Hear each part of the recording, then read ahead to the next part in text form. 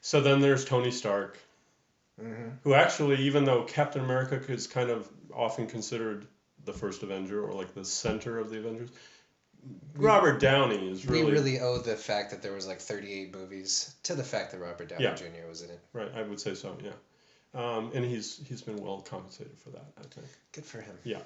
Oh, I'm going 7 with an 8 wing on this guy. Oh, 8 wing. See, I'm with you on 7. Oh. 8 wing. Tell me about it. Where I honestly derive that from is his bantering with Captain America and how he has this real anger, like, don't fuck with me. Seems like you walked away all right. Is that a problem? I don't trust a guy without a dark side.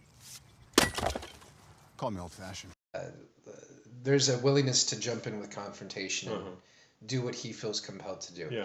So the charge and the power of that energy is definitely palpable for me. 8-ish. And I get your point, and for me that draws the distinction between 8 and counterphobic 6. You know, so I guess that's what when I see that kind of energy from him, that's how I make sense of it. Counterphobic 6, like there's something here that's dangerous, and I'm going to go headfirst into it. I could certainly be wrong though. He is very outspoken.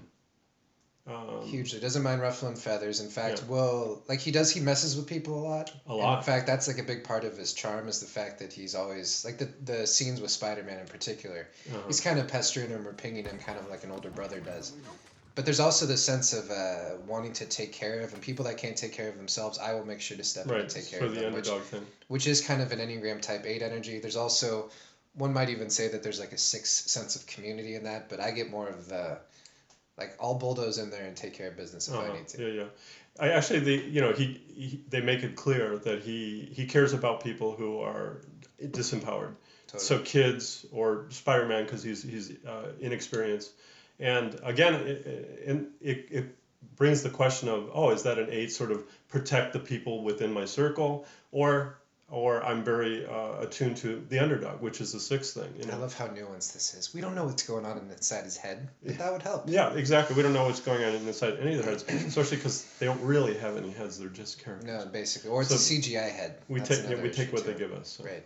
But, so we didn't really sort of flesh out just why we both landed on 7. I was like instantly 7. The wing was the problem, but... I have heard people throw out 3, and I'm like, as a 3, I'm like, no, that ain't him. Yeah, he's a 3. He knows. Take his word for it. That's what's up. But 7, because for me, it's all about no limitations.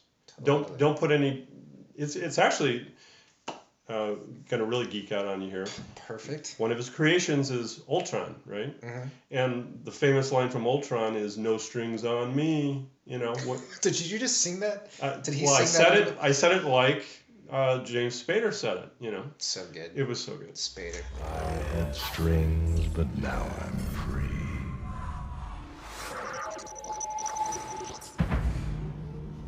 There are no strings on me. That kind of reflects Tony Stark. No strings on me. You know, don't put. If you tell me not to do something. Oh yeah, screw you. Good luck, man. Yeah. And that's the other part of the 8 energy that I would detect too. Is like if you tell me you can't have something, like I will prove you wrong and show you that I can. Yeah. But yeah, as far as the visionary, the creativity, the outside the box thinking, the fact, like even in the end game when he's, you can really see that of wanting to avoid pain and discomfort.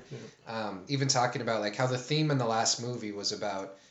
He's like, just don't take these things away from me. Like, the only things that I care about, make sure that part doesn't leave me, which was the best foreshadowing ever. I saw that. I'm like, oh, he's dying. Yeah. It's just so obvious. But it just represents what the 7 is struggling with and how, like, I'm starved for other examples, but he's always avoiding the pain. I mean, even like, especially in his standalone movies, Gwyneth Paltrow has a much bigger role as his...